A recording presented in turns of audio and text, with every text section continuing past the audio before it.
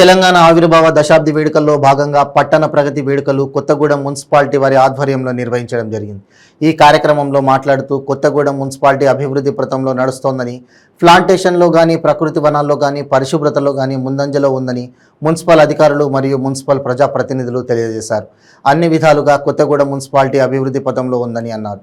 కానీ జిన్నా హెడ్ క్వార్టర్లో ఉన్న Kothagudem municipality A grade award వచ్చిన, ప్లాస్టిక్ నిషేధం ప్రకటించిన మున్సిపాలిటీ శాఖ బయట ప్లాస్టిక్ వాడిన వారికి జరిమానాలు విధిస్తూ ప్లాస్టిక్ గ్లాసులో కానీ నిషేధిత ప్లాస్టిక్ కవర్లు కానీ వాడిన వారిపై చట్టపరంగా కఠిన చర్యలు తీసుకుంటామని చెప్పారు.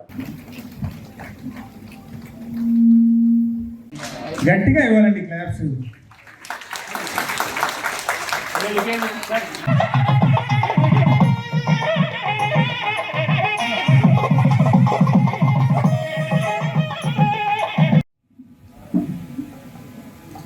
రాష్ట్రంలో మున్సిపాలిటీ ఉన్నాయో అన్నిటి కూడా రాష్ట్రం ఈ రోజున ప్రకటన ప్రగతి కార్యక్రమం నడుస్తూ ఉంది. దానిలో భాగంగానే ఈనాడు ఈ కార్యక్రమానికి మన మున్సిపల్ చైర్పర్సన్ కాపు సీతామహాలక్ష్మి గారికి, జిల్లా కలెక్టర్ అందీప్ గారికి, కలెక్టర్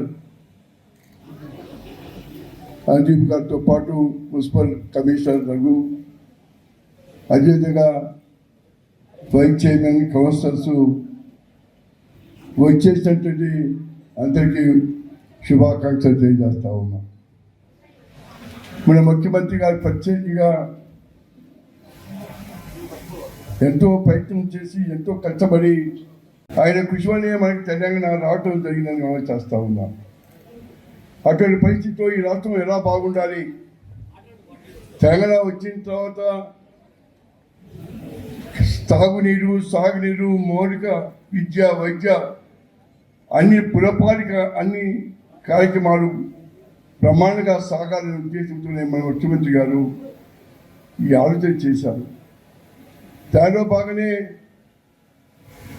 దశాబ్ది ఉత్సవాన్ని, తెలంగాణ ఆవిర్భావ దినోత్సవాన్ని ఇవాళ ఘనంగా జరుపుకుంటూ ఉన్నాం. ఈరోజు పొద్దున్నే నేను కలెక్టర్ గారు భారత మున్సిపాలిటీకి వెళ్ళి అక్కడ ప్రాజెక్టింగ్ చేసి మళ్ళీ కొత్తగూడెంకి రావడం జరిగిందని మనం చేస్తూ ఉన్నాం. ఎందుకంటే ఈనాడు ముఖ్యమంత్రి గారి యొక్క అనేక కార్యక్రమాలు భవిష్యత్తులో కూడా భావితరాలకి ఉపయోగపడే అనేక సంక్షేమ కార్యక్రమాలు తనున్నా లేకపోయినా ప్రజలు వచ్చి భావితరాలకి సంక్షేమ కార్యక్రమాలు చేపట్టడం జరుగుతుంది మన ముఖ్యమంత్రి గారు. దానిలో భాగంగా ఈనాడు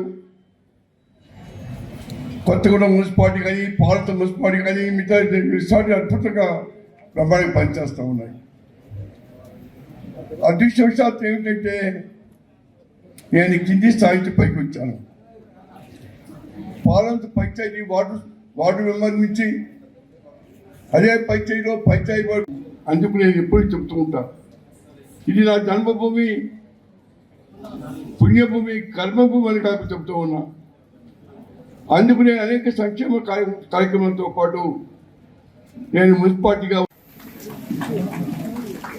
తీసుకుంటున్నాం. శానిటేషన్ అండ్ సాలిడ్ వేస్ట్ మీద గౌరవ కలెక్టర్ గారు, అదేవిధంగా శాసనసభ్యుల వారి సహకారంతో గౌరవ కేటీఆర్ గారి చేతుల మీదుగా 3 గంటలకు అవార్డు కూడా ఉన్నది మన కొత్తగూడెం మున్సిపాలిటీకి. దాన్ని చెప్పుకోవడానికి నేనైతే చాలా హ్యాపీగా ఫీల్ అవుతున్నాను.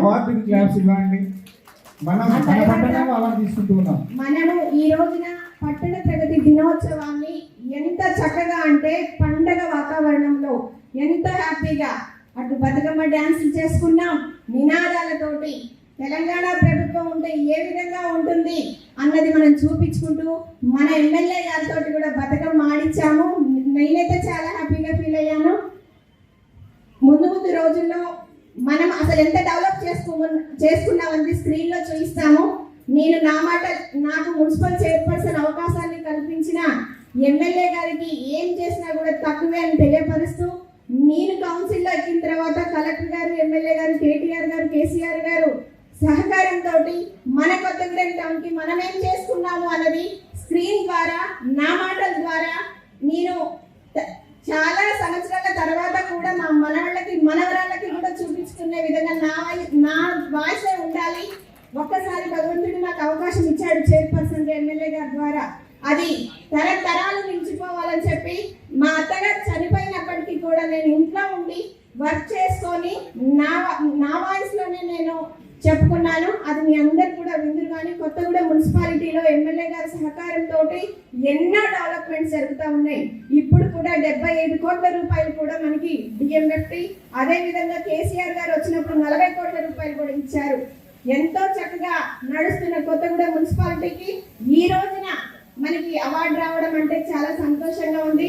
మొత్తం 142 ఉంటే అందులో మనం కూడా ఉన్నాము అంటే చాలా హ్యాపీగా ఉంది. నాకు ఇంత చక్కటి అవకాశాన్ని కలిగించిన ప్రతి ఒక్కరికి పేరు పేరున నమస్కారాలు తెలియపరుస్తూ మరొకసారి దశాబ్ది ఉత్సవ శుభాకాంక్షలు తెలియపరుస్తా ఉన్నాను. మంచి పనులు మనం చూపించడానికి, మనకు మనం గుర్తు చేసుకోవడానికి ఇది ఒక మంచి సువర్ణ అవకాశం.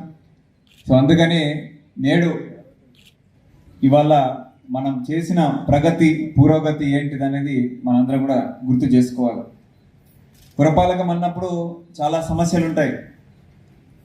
మన జిల్లాలో తీసుకున్నట్లయితే 12 లక్షల జనాభా ఉన్న మన జిల్లాలో ఈ 4 మున్సిపాలిటీలు ప్లస్ భద్రాచలం, అది కూడా మున్సిపాలిటీ కిందనే మనం లెక్క తీసుకున్నట్లయితే 50% మంది జనాభా ఈ 5 మున్సిపాలిటీల్లోనే ఉన్నాయి.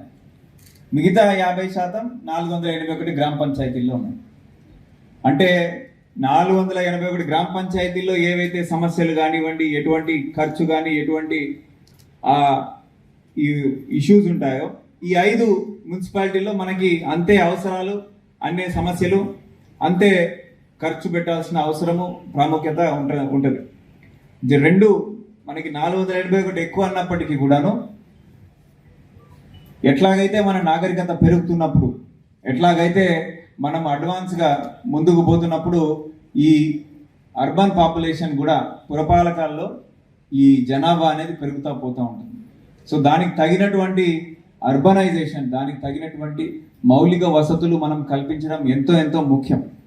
పట్టణ ప్రగతి ద్వారా ఎన్నో సమస్యలు మనం పరిష్కరించుకున్నాం. రాష్ట్రంలో మనం ధీటుగా మన కొత్తగూడెం పురపాలకం, మిగతా మున్సిపాలిటీలు కూడా ఎన్నో గొప్ప పనులు మనం చేసి జనాభాకి, మన పబ్లిక్కి ఒక మంచి వసతులు అనేది కల్పిస్తూ ఉన్నాం. ముఖ్యంగా తీసుకున్నట్లయితే కాలుష్యం అరికట్టడానికి మనం పార్కులు అనేవి చాలా గొప్పగా నిర్మించుకున్నాం. మన మున్సిపాలిటీలో తీసుకుంటే ఎన్నో గొప్ప పార్కులు. మన బుడి పార్క్ అయితే ఇప్పటికీ కూడా గుర్తు, చాలా గొప్పగా మనకి వైస్ చైర్పర్సన్ గారి దాంట్లో చాలా అద్భుతంగా ఆయన దగ్గరుండి మరి చాలా అద్భుతంగా వారి గట్టిగా చప్పట్లు కొట్టాలి. అద్భుతంగా పక్కనే అనాథాశ్రమం మనకి వాళ్ళు ఉంటుంది. ఆ పిల్లలకి ఎంతో ఆనందాన్ని ఇస్తున్నది నేను ఆ పార్కు.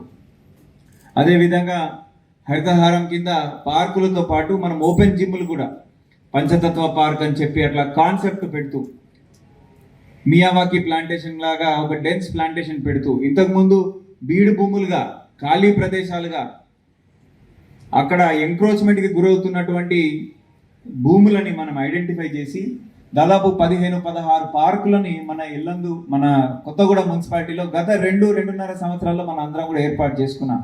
అంటే ఇది ఎంత ప్రగతో మీరు అందరూ కూడా ఒకసారి గుర్తు చేసుకోవాలని చెప్పి నేను మనవి చేస్తూ ఉన్నాను. అదేవిధంగా నర్సరీలు కూడా 7 నర్సరీలు మన మున్సిపాలిటీలో ప్రతి సంవత్సరం కూడా హరితహారంలో మొక్కలు ఎక్కడ మనకి ఇబ్బంది కలగకుండా పుష్కలంగా సప్లై ఉండే విధంగా మొక్కలకి కూడా నర్సరీలు మనం ఏర్పాటు చేసుకున్నాం. డివైడర్ల మీద ప్లాంటేషన్, ఇంతకుముందు ఉట్టి కాంక్రీట్ ఉన్నది, మనం అక్కడ డివైడర్ కట్టి ఏపుగా పెరుగుతున్న చెట్లు మనం చూస్తున్నాం. కొత్తగూడెం ఆ ఎంజీ రోడ్డు మీదుగా అండర్ బ్రిడ్జ్గా మనం రామవరం దాకా వెళ్తున్నప్పుడు పచ్చని చెట్లు త్రూ అవుట్ ద రోడ్డు, ఇటు ఎడం పక్కన ఇటు మధ్యలో. ఇంతకుముందు బీడుగా ఉన్నటువంటిది మొత్తం హరితగా మనం తయారు చేసుకొని చాలా అద్భుతంగా మనం తయారు చేసుకున్నాం. అదేవిధంగా ఇవే కాకుండా పెక్యులర్ ప్రభుత్వం చేసే అన్ని పనుల్లో కూడా పురపాలకానికి ఒక ప్రత్యేక స్థానం ఉంటుంది. పల్లెల్లో అయినా మంచి పని చేసినప్పుడు పబ్లిక్ మంచిగా అంటారు, చెడు పని చేసినప్పుడు లేదా సమస్య ఉన్నప్పుడు చెప్తారు. కానీ పురపాలకంలో జనరల్ ఎట్లా ఉంటుందంటే మంచి పని చేసినప్పుడు ఎవరు కూడా గుర్తు చేయరు, ఏదైనా సమస్య ఉన్నప్పుడు మాత్రం మనకి పెద్దగా సమస్య అనేది మనం తీసుకొస్తాం. అది అన్ని మన పురపాలకమే కాదు, అన్ని మున్సిపాలిటీల్లో ఉన్నటువంటిది. సో అట్లాంటప్పుడు నేడు ఒక పండగ వాతావరణంలో మనం పట్టణ ప్రగతి చేసుకోవడం అనేది చాలా ముఖ్యమైనది. ఎందుకంటే మనం